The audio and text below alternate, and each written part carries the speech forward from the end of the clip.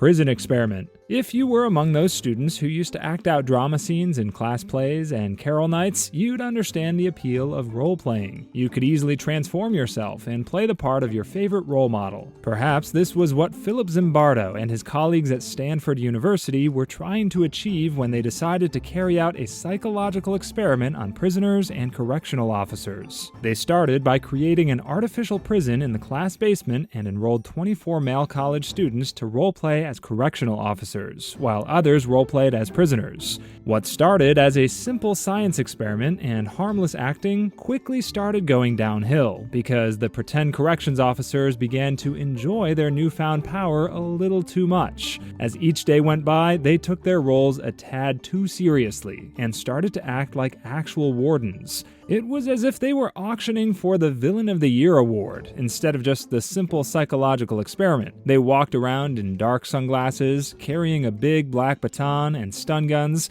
and would beat, torture, and terrorize any pretend prisoner who even glanced at them the wrong way. Ultimately, the experiment showed that humans would almost immediately start mistreating other humans if they had a chance at power. The Milgram experiment. So it's 1960, and science and psychology is at its peak. I mean, people are discovering push-button phones, the computer, and even space travel. But then here comes psychologist Stanley Milgram, who has decided that his contribution to this new boom would be to test the limits of human obedience. See how far he could push people to follow orders. So Milgram gathered 40 men and told them he wanted to conduct a series of studies to understand the relationship between punishment, learning, and memory. For the experiment, each man was assigned a partner who played the learner. The learner would sit in another room, and the participant would ask him questions, and if he answered incorrectly, Milgram would ask the teacher to administer an electric shock. Initially, the shock started at just 15 volts, but by the time the experiment was over, people were delivering voltages as high as 450. This happened because Milgram asked the participants to increase the voltage with each wrong answer. And even though a lot of the participants became uncomfortable and distressed about causing pain to another person, they continued, simply because Milgram urged them on with firm instructions. It was later discovered that the electric shocks were fake, and the learners were just paid actors hired by Milgram. But the participants didn't know all this, so they thought they were actually hurting people. The experiment, although highly unethical, proved that humans are willing to obey any order as long as it comes from a person of authority. Syphilis experiment.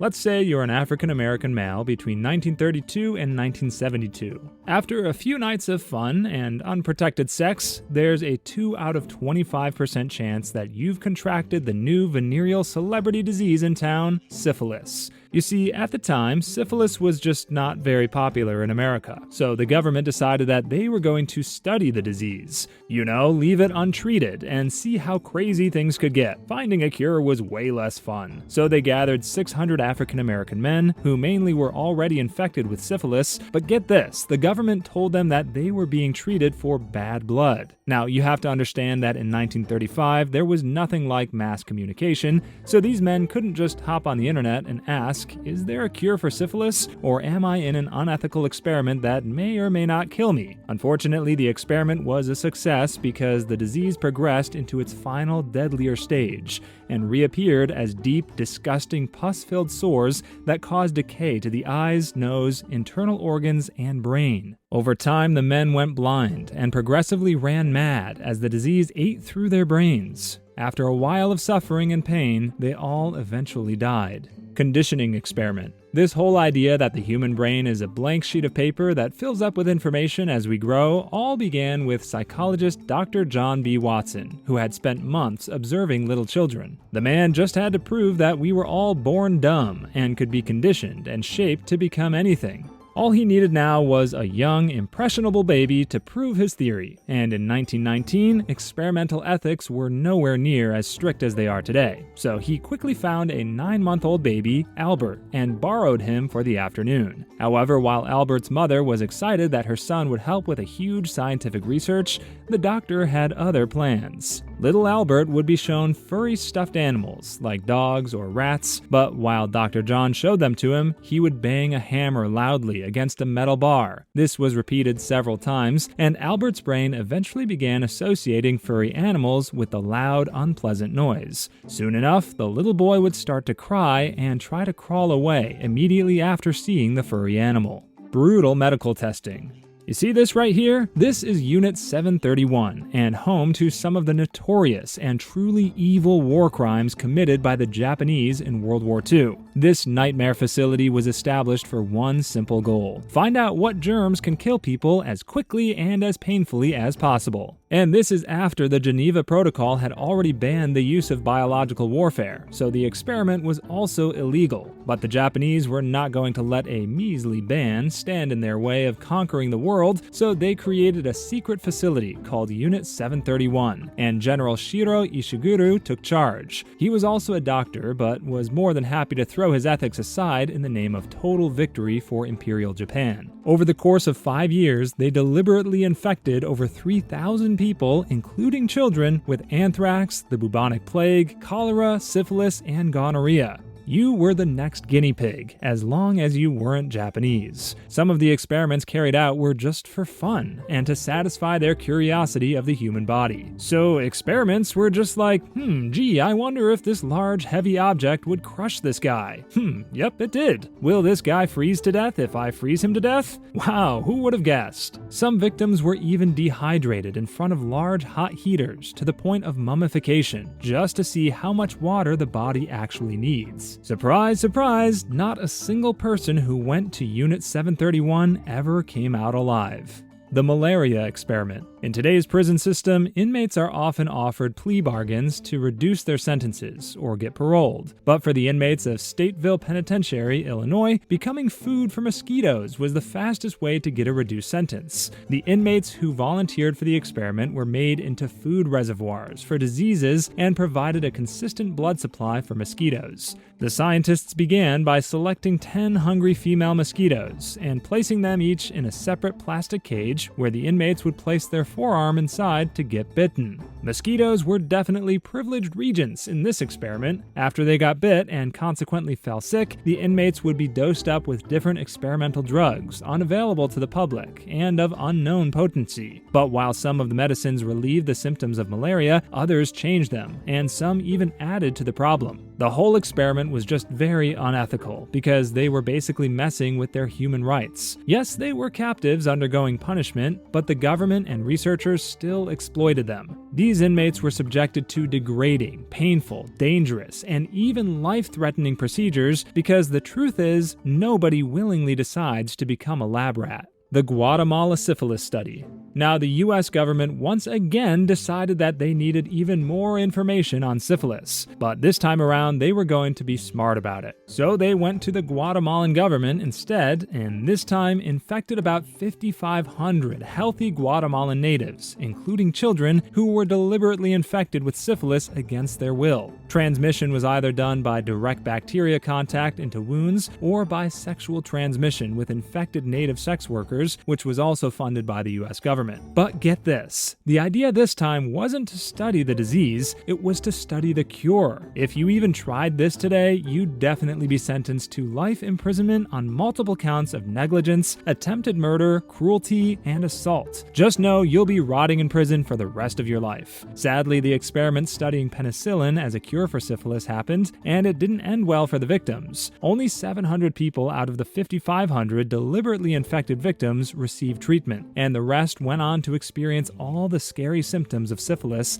that eventually led to their untimely deaths. The Nazi evil. The year is 1942, and unfortunately for you, after the Nazis invade your hometown, your name ends with Haddad, meaning you'll be one of the million Jews marked for the concentration camps. You see, the Nazis had this twisted ideology where they considered anyone who wasn't from the Aryan race subhuman. So when Auschwitz, a popular killing camp during the Nazi era, was built, a sadistic evil physician named Joseph Mengele saw it as an excellent opportunity to carry out all his twisted twisted cruelty on people. Joseph Mengele would intentionally cut off body parts from the prisoners and infect the open wounds with diseases, then pump them full with all sorts of drugs to see how well they'd respond. And often, the only response he'd get was death. He was also famous for his obsession with twins and would perform all sorts of sinister experiments on them. Sometimes he'd stitch them together to create his sick version of conjoined twins. Others he would kill to carry out autopsies on their dead bodies. Mengele killed so many people in his experiments that he was even nicknamed the Angel of Death. His lifetime of torture came to an end after the Second World War, and many Nazi scientists were put on trial as war criminals and sentenced to severe punishments. However, Mengele managed to evade justice for 34 years, but died from a stroke in 1979. Project MK-Ultra. From assassinating presidents to keeping international secrets and carrying out inhumane experiments, the CIA is basically known to do everything and anything to get the job done. So it shouldn't really come as a shock to learn that these guys once attempted mind control. I mean, nothing says central intelligence like being able to control and influence people's minds and actions. To do this, they started a secret experiment termed Project MK-Ultra, which was basically them drugging unsuspected civilians with high doses of LSD to study the drug's reaction and see how it could be used to America's advantage. A typical day at these CIA black sites would include loading up civilians with huge amounts of LSD, getting them to sit in front of a television full of propaganda they'd like the person to know, and then trying to see if it would stick. Well, it didn't work, because the LSD was just making people mad. So they came up with another bright idea. You know what? Let's deprive these guys of sleep, drown them in breathable liquid, and then hypnotize them instead. That should do the trick. So they did. And, well, things just got worse. In addition to people going insane from all the torture meant to rewire their brains, some couldn't even handle the experiments anymore and just started unaliving themselves. Human radiation experiments, USA. Humans learned a long time ago never to play with fire, but it took a while for us to learn that nuclear energy isn't a toy that we could play with either. In fact, the USA even conducted human experiments involving radiation. But the twist here is that the people involved in this experiment weren't even aware they were test subjects. These were your regular hospital patients, just minding their own business in the hospital, but were already getting exposed to radiation without their consent. Think of yourself getting circumcised while a random scientist was injecting you with radioactive contaminants. However, most of the victims were people suffering from terminal illnesses. Scientists were like, hey, this dude's about to die, so maybe it wouldn't be too wrong to stuff him with plutonium. So even though these people were about to die, they were made to suffer from radiation-related illnesses before death. It's like rubbing salt on a wound. Pregnant women weren't spared from the tests because the government wanted to know how radiation can affect the development of a fetus in the womb. As a result, infants exposed to these tests came out suffering long-term health issues, including cancer. The Buchenwald experiments, Nazi Germany. During the Nazi period in Germany, the government tried to prove a point that Germans were superior to other races, prompting them to conduct experiments that were supposed to make the Nazis stronger. But instead of conducting the experiments on their own people, the Germans were like, okay, let's be sure about these experiments and test them on other people first. So what they did was to use the Jews of the Buchenwald concentration camp as their test subjects, because they never saw the Jews as people. The Jews were subjected to experiments involving diseases, like tuberculosis, because the Nazis were trying to find a vaccine to make their people immune to it. On top of that, they also injected toxic substances into the Jews to test out how long a person can survive. The Nazis pushed the limits of the human body to make their soldiers stronger. Most, if not all, of the test subjects died because of these experiments. The ones who survived were still eventually killed in the concentration camp. None of the treatments and tests proved useful to help Germany win the war because, as we all know, the Nazis lost. The Vipeholm experiments, Sweden. Well before 9 out of 10 dentists recommended Crest as their go-to toothpaste, dentists in the 40s and 50s conducted experiments at the Vipeholm Hospital, home for individuals with intellectual disabilities, to test the effects of sugar on dental health. Some patients were getting more sugary foods, like caramel and chocolate, while others didn't get the same amount of sugary treats. The goal was to compare how fast sugar can affect tooth decay. Put yourself in the position of one of those patients in the hospital. You're there getting treatments for your mental disability, but doctors keep stuffing candy down your throat multiple times a day to see how sugar can cause tooth decay. As expected, those who ate more sugar suffered more dental problems. The sugar rush and cavities were only half of the bad parts because residents ended up experiencing extreme pain and suffering due to the high sugar diet. This may have been one of the first studies involving the effects of sugar on your teeth, but it was done unethically. These dentists probably didn't think that people with mental problems would mind eating candy all day, believing that they were a bit too disabled. Operation Midnight Climax, USA. The larger MKUltra program of the CIA during the 50s and 60s had smaller experiments involving mind control. Operation Midnight Climax was one of these experiments, and the CIA threw everything ethical out of the window using the unholy trinity of sex, drugs, and alcohol. First off, the CIA set up a series of brothels in San Francisco and New York, two of the largest and most sex-craved cities in the country. They hired some sex workers to lure random men into these brothels before they were given drinks spiked with LSD. While that was happening, CIA agents were watching from a two-way mirror, taking notes of what was happening between these men and the sex workers as they treated it almost like entertainment. The CIA eventually expanded Operation Midnight Climax by drugging people in bars, restaurants, and beaches. So if you were one of those unsuspecting men, you'd think that you'd be spending the night with a happy ending with some hot girl you found on the street. Instead, you are getting drugged by the government, all because the CIA wanted to test out how LSD and other drugs could be used for interrogation and mind control. Soviet Poison Laboratories, USSR. If you were wondering how the Soviet Union was able to produce some of the deadliest poisons known to man, then you should know that they didn't stumble upon these substances by sheer luck. Numerous laboratories were set up all over the USSR during the dark times of the Soviet Poison Laboratories experiments. The goal was to find the perfect, undetectable poison that could kill people without leaving a trace. Of course, because they needed actual people to test the poisons on, the perfect candidates were the guys who had already marked themselves for death when they went against the Soviet Union. That's why the Soviets brought in political prisoners and rebels, as they were the perfect candidates for the experiments. Not even these prisoners knew what was happening because they were told that they were receiving medication or undergoing harmless tests. In most cases, the scientists gave their test subjects meals or drinks disguised as medication, but were actually laced with odorless poison. The Soviets started using different types of poisons on these prisoners to test out which ones were the best for assassinations. Meanwhile, the test subjects were unaware of the poisonous substances until they found themselves lying on the ground with saliva foaming from their mouths as they suffered and died. Holmesburg Prison Experiments, USA. Put yourself in the position of a prison inmate during the 1950s and 60s while the rest of the country became more obsessed with cosmetic and skincare products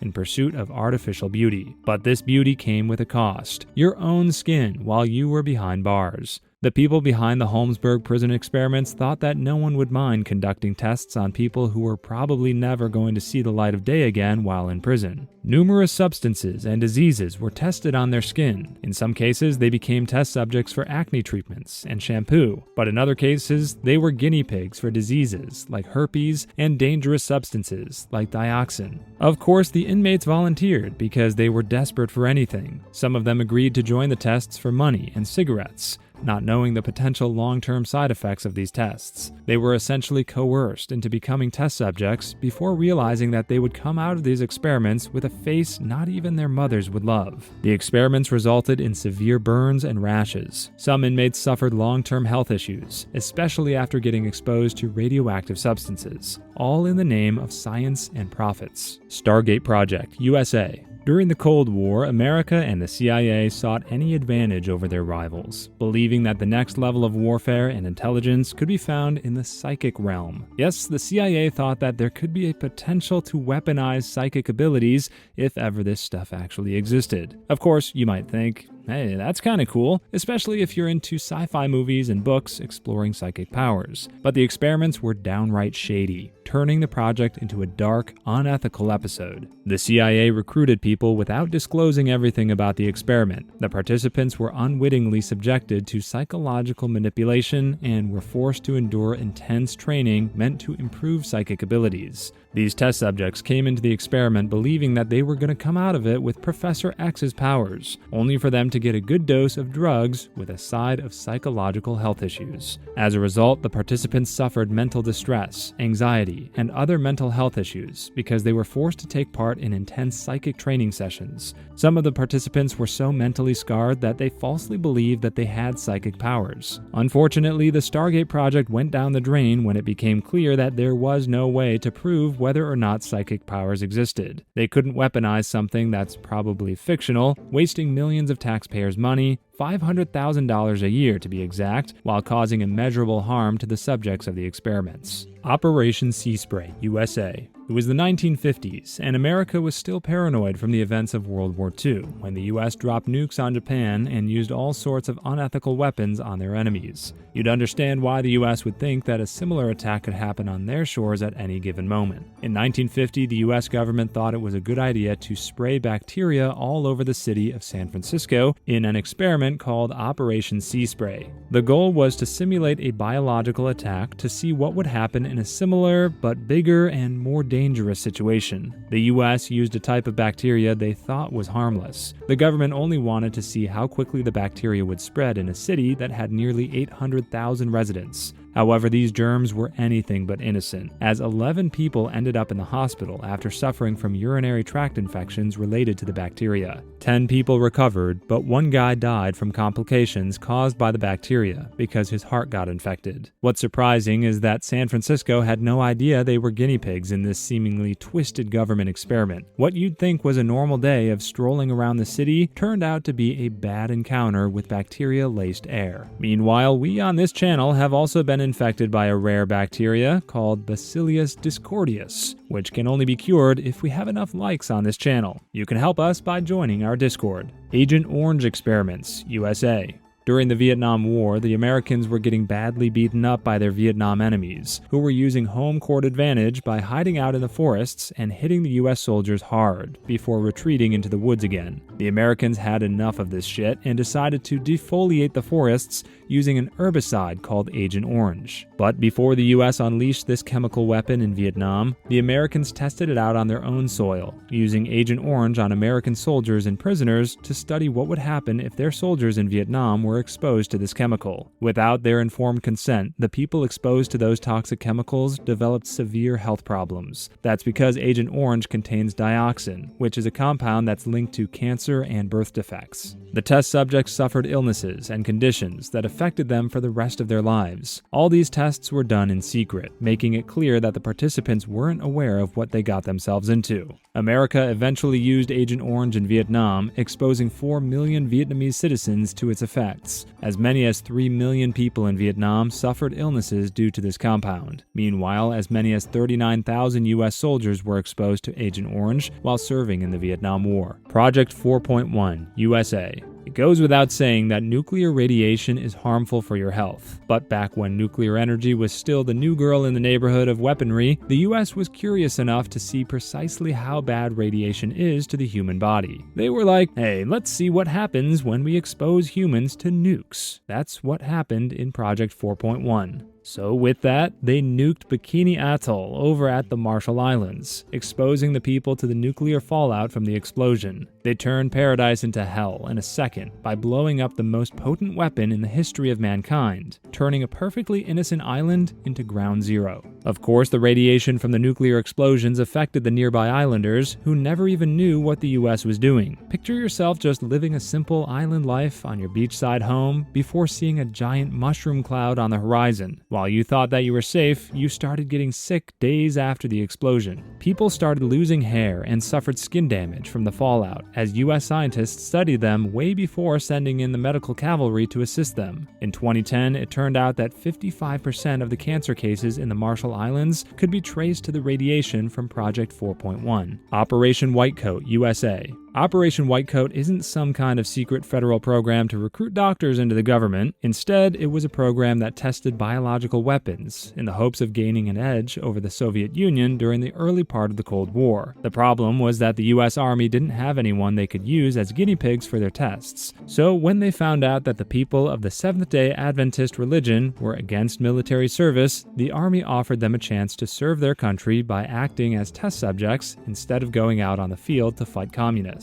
But while the Army looked like heroes who wanted to save the lives of men who didn't want to fight wars, they suffered fates worse than death. These men, nicknamed Whitecoats, were exposed to pathogens like Q fever and tularemia. So yeah, the Army was like, okay, if you don't want to die on the battlefield, you'll die in the lab. The Whitecoats didn't even know what they were getting into, because they were only told that they were contributing to medical research. They were infected with different diseases, including yellow fever, hepatitis A, and Rift Valley fever, so that the scientists could test antibiotics on them. The tests successfully produced treatments for these diseases, but at the cost of the health of the Whitecoats. None of the Whitecoats died during the testing, but a handful of those test subjects reported that they were suffering from lingering health effects. Some of them claimed that they suffered serious health problems because of the experiments. Operation Big Itch. Barely a decade after the end of World War II, the US had moved on from testing out nuclear weapons and was now into a somewhat safer warfare option, biological weapons. This is where Operation Big Itch came into the picture as an experiment that can leave goosebumps on your skin. So instead of looking into big explosives, the US thought that it would be a better idea to make their enemies sick instead. That way, there would be no nuclear fallout to clean up. The focus was on the same flea known for spreading the bubonic plague hundreds of years ago. Someone in the government must have said, hey, you guys remember the medieval plague, right? Maybe it's a good idea to use it against our enemies. The idea was to find a way to load these fleas into bombs. So instead of dropping nukes on their enemies, the US would be dropping canisters full of creepy crawlies, stealthily spreading diseases all over entire countries. Numerous tests were conducted. Millions of these fleas were packed into special bombs meant to burst open mid-air, releasing these blood-sucking parasites over a large area. These test drops were thankfully done in areas with little to no people. The goal was to test whether or not the fleas would survive the drop and how fast they would spread. One of the tests even malfunctioned and bit the people on the plane, infecting them with diseases. The results showed that this method of biological warfare was technically possible because the fleas survived the initial explosion and would have decimated an entire population. However, Operation Big Itch got scratched because it was too inhumane. Thankfully, the US never got to use it in another war, or else it would have possibly caused the second coming of the bubonic plague. Willowbrook Hepatitis Study. In the 50s and 60s, a group of researchers thought that the best way to study hepatitis was to use them on vulnerable children in the Willowbrook State School in New York. Now, this wasn't just a regular school, but an institution for children with intellectual disabilities. Essentially, studying hepatitis in children who already had disabilities was double jeopardy for them. What they did was that they mixed hepatitis with the children's chocolate milk. If you were one of those kids, you'd think it's just a normal school day. Instead, you'll get a healthy dose of chocolate milk with a dash of hepatitis. The researchers, of course, tried their best to wash their hands clean of the mess. They explained that the school was already a breeding ground for hepatitis because of its poor sanitary condition. So for them, it only made sense to conduct the study in that school. They also argued that the study would help them create a vaccine that would ultimately benefit those kids. Students who were infected by hepatitis recovered from the disease. On top of that, they developed immunities to future hepatitis outbreaks. So in a sense, the study was beneficial to them. The problem was that, at the end of the day, it was unethical, terrifying, and misleading because neither the parents nor the kids knew what was going to happen to them. Dr. Leo Stanley experiments. You're locked in for life at the San Quentin State Prison, and you think that this is already the worst thing you could ever experience. But a fellow named Dr. Leo Stanley walks in and decides there's still something worse than spending an eternity in prison. Stanley, the prisoner's chief surgeon, thought it was okay to use prisoners as guinea pigs for his experiment. Of course, because he was working in a prison, no one was going to tell him, yo dude, that's not cool. So Stanley did his his best mad scientist impression by taking testicles from executed prisoners so that he could transfer them to living inmates. He did this for decades as inmates got their balls removed so that Stanley could replace them with the balls of a dead guy. The reason was that Stanley thought that he could change and reform inmates by giving them the testicles of the dead. He even thought that this could reverse the aging process. Stanley didn't stop with testicles. He also took out the testicles of certain prisoners he thought were unworthy of reproduction, claiming that it was his way to improve the human race. But nothing came out of his experiments except for people with mutilated balls. Manhattan Project radiation experiments. The Manhattan Project is still one of the biggest weapons development projects in the history of mankind because it changed the world in many ways. But behind the Manhattan Project curtain are experiments that were just as questionable as the decision to bomb Japan twice. So when scientists were still perfecting the atom bomb, they were also interested in knowing how the radiation would affect people. That was when they conducted a series of medical experiments on humans, such as the case of Eb Cade, a construction worker who got hospitalized from a car accident. While he was in the hospital, he was injected with plutonium so that scientists could tell how the radioactive material would affect him. Cade wasn't aware of what was happening to him because the scientists never informed him about the potential risks. These scientists were like, "Consent? Never heard of it." Cade was just one of the people experimented on. He soon died of heart failure after leaving the hospital without knowing what the scientists did to him. There were some cases where the scientists fed radioactive materials to patients, all for the sake of gathering data on how human tissues and organs were affected by radiation. But they didn't care about the fallout because all they cared about was that the people working on the atom bombs were safe. Gender reassignment study. Put yourself in a boy named David Reimer's shoes. You were just 6 months old when your parents brought you in for a circumcision, only for the procedure to go wrong when it burned your Johnson. Of course, this led to Reimer losing his manhood, forced to live his entire life without his wiener. But his parents didn't want him to feel sad growing up without being able to experience things like peeing properly or even sex. That's when they approached Dr. Money, a psychologist at Johns Hopkins University. Money, who believed that gender is based on nurture rather than nature, thought that it was a good idea for David's parents to raise him as a girl. Sounds familiar, right? That's because more people believe in this concept now compared to when David was still just an infant. So David underwent surgery to construct female genitalia, successfully becoming Brenda. While the medical experiment was supposed to prove Dr. Money's theory that gender was fluid, David never identified himself as a girl, suffering from depression because he felt different. The experiment affected David's mental health, even though it took him 14 years to learn that he was a boy. After learning the truth, he returned to being a man, but was never truly happy. David took his own life, sadly, at the age of 38. So while many liberal-minded people still believe that gender is fluid, David's case is an example of how forced gender reassignment can psychologically affect a person. Little Albert experiment. You don't give your baby a rock to hug. Instead, you give them a soft blanket or a stuffed toy, because babies and fluffy things go together like salt and pepper. But John B. Watson had one of the craziest ideas in the 1920s when he wanted to make a baby scared of fluffy things. Watson picked a baby named Albert, who was just like any other baby because he was happy-go-lucky. But Watson and his assistant changed all that. They showed him fluffy things like rabbits and a Santa mask, so naturally a baby would be drawn to stuff like that. But whenever Albert tried to reach to touch those fluffy things, Watson made a loud and scary noise behind him. This continued until the baby would no longer try to reach the fluffy thing out of fear. The mere sight of a rabbit was already terrifying enough for Albert. Watson essentially conditioned little Albert to get freaked out by fluffy things. The kid probably had nightmares of rabbits eating him alive. So if you have a grandpa named Albert who is afraid of rabbits and other fluffy things, he might have just been the kid from this psychotic experiment. Henrietta Lacks HeLa Cells experiment. You're Henrietta Lacks, and you want to go to the Johns Hopkins Hospital for cervical cancer treatment, believing that you're going to get the best and most ethical medical treatment of your life, but you're unaware of your role's importance in medical history. In the 1950s, Lacks was being treated for cancer, but doctors were taking cells from her tumor the entire time. These cells were dubbed HeLa cells, and they were like gold coins to scientists because of their invaluable role in medical research. Researchers were astounded when these cells reproduced at a rapid rate. The findings eventually allowed researchers to develop vaccines and have scientific breakthroughs for cancer. They also used the cells to test test out whether or not certain cosmetics would be harmful to the skin. At first, the study sounded good and all because it helped a lot of research, but the problem was that Henrietta didn't know anything about it. She succumbed to cancer, all while doctors were studying her cells. But neither she nor her family ever gave doctors permission to harvest her cells. She was a guinea pig even after her death, making it clear that the doctor's methods lacked morality, regardless of how important the HeLa cells may have been to medical research. Head transplant experiments. You wake up in a dark room not knowing what happened the night before. As you come to your senses, you realize something unnatural is happening, like you're not in your body. Your hands feel different, and you suddenly see that you're walking and moving in someone else's body because some mad scientist transplanted your head to another person in one of the weirdest experiments ever. You've probably heard of the infamous dog head transplant experiments conducted in the Soviet Union. The goal was to prove that transplanting a head on another dog's body would show that the body would react positively to the new head and provide it with a blood supply. However, these dogs died shortly after, with the longest surviving for 29 days. So while it was already creepy enough that they did the experiment on dogs, these scientists thought the same thing could happen to humans. Researchers started looking at ways on how to use the same procedure on people, believing that a successful head transplant could save or extend a person's life. Essentially, you're moving a Lego head to another body after your dog chewed through the old one. While the experiments never happened on actual humans, the 21st century allowed doctors to find a way to transplant a human head on a corpse successfully. It's a step closer to some Frankenstein-level medical procedure in the future, but while a head transplant may sound like a breakthrough, the thought of waking up in another person's body is still one of the most terrifying things you can think of. Robber's Cave Experiment. It's the summer of the 1950s, and you're one of the 22 boys taken to a summer camp in Oklahoma in what you thought would be a fun time with your friends. But psychologist Muzafer Sheriff thought it would be a good idea to experiment with these boys, splitting them into groups called the Eagles and the Rattlers. Under normal circumstances, this doesn't sound too bad, but Sheriff must have thought to himself, this is kind of boring. I want to see some real drama. He created competition between the two groups by giving special prizes and territories. It soon became a battle of pride between the Eagles and the Rattlers, as these boys started showing animosity and prejudice toward each other. While these boys were fighting for bragging rights, Sheriff was just chilling in his cabin, taking notes while observing the drama unfolding. The boys refused to work or eat with people from the other group. Sheriff's psychological experiment turned into an all-out gang war between the Bloods and the Crips. It became so intense that the 22 boys became completely divided, forcing some of the researchers to step in as referees to make sure things didn't escalate beyond control, mentally and psychologically affecting how these kids saw differences between various social groups. If you're looking to become a part of a group of like-minded people, we suggest joining our Discord. We promise that we won't force you to fight with another group of people for the sake of a social experiment. CIA Project Artichoke. It's the 1950s and you're a homeless veteran still struggling with life after the war. Things may be bad on your end, but at least you're surviving. But the CIA suddenly plucks you out of the streets to take you to a secret facility together with prisoners and other homeless dudes. You're all there for Project Artichoke, a medical experiment meant to control your mind. You're suddenly in a cold room, strapped to a chair, while men in lab coats talk about ways to get into your mind. The thing is that they don't want any information because they just want to know how to make your will bend to theirs in a sinister and terrifying experiment. So what happens is that the CIA just pumps you full of drugs, like LSD, to get your mind all woozy. They also try to use hypnosis and other similar things to try to control it. It became a roller coaster ride of drugs and psychological manipulation for your brain for the sake of the CIA's mission to find out how the brain works. The subjects who left the project developed amnesia, leaving their memories of what happened to them during the project foggy. Harvard's psilocybin project. As you enter the halls of Harvard University, you say to yourself, you've made it in life. You believe you're on your way to success after getting accepted into one of the best schools in the world. It's also the 60s, meaning that life is groovy, colorful, and fun while you're in college. But then some professor talks about a medical experiment that you found interesting. Suddenly, this experiment changes your life. Called the Harvard Psilocybin Project, this experiment was all about learning how psychedelics can affect the way the mind works. Doctors were trying to discover how these mind-bending substances could alter how you perceive colors and hear sounds. But it wasn't just about your senses, because the doctors wanted to see how these drugs could be used to expand consciousness and possibly treat psychological disorders. So you signed up for the experiment, thinking nothing could go wrong. After all, it's Harvard, right? Next thing you know, you're swallowing a capsule full of psilocybin down your throat as the doctor tells you to prepare for the wildest ride of your life. From there, you start hallucinating, seeing things that aren't there, and hearing sounds that should only exist in your imagination. You might even see visions of your deepest fears, like your mom driving past McDonald's, telling you that you have McDonald's at home. Some subjects came out enlightened, feeling like they just discovered the secrets behind the universe. However, others were psychologically traumatized by the experiment, experiencing long-term anxiety, paranoia, and psychological damage. These results forced the experiment to shut down. Well, so much for Harvard giving you the best years of your young life. Tusko the Elephant Experiment. In 1962, the researchers over at the University of Oklahoma were curious about the effects of LSD. Of course, they already knew what it could do to humans, because the 60s were all about people using LSD and other psychedelics. So instead of looking at what this drug could do to humans, they used it on an elephant instead. Tusko, a 14-year-old male elephant, became the subject of this study out of the scientists' curiosity. The thing is that, unlike humans, Tusko couldn't give his consent to this study. Even if he could say no, it's not like the scientists could understand elephant language. So during the study, the scientists gave Tusko 3,000 times the typical human dose of LSD. Their goal was to see if they could use LSD to induce must,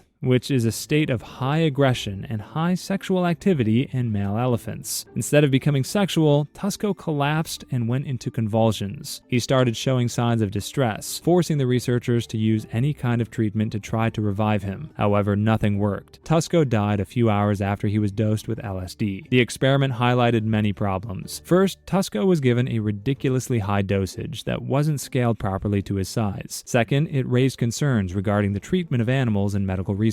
Green Run Test. Just a few years after World War II, the United States was a bit concerned about what could happen if another country nuked them, just like what they did to Japan when they dropped 2 bombs on them. So they decided to simulate similar conditions to what could possibly happen in case of a nuclear attack. This medical experiment, called the Green Run Test, involved releasing radioactive elements into the atmosphere. It was called Green Run because the materials used in this test were still green or highly radioactive. As such, they knew how dangerous these substances were when they released them into a testing site. The scientists wanted to track how the radioactive elements dispersed in the air, hoping to gather data that could help them develop safety measures and improve nuclear weapon development. But the locals near the testing site didn't know they had become victims of a medical and scientific experiment. The test released a lot of radioactive iodine-131 substances, which can cause thyroid cancer. Cancer rates increased among the people living in this nearby locality. It wasn't until decades later that these tests became public, prompting the government to compensate the affected people for their deteriorated health.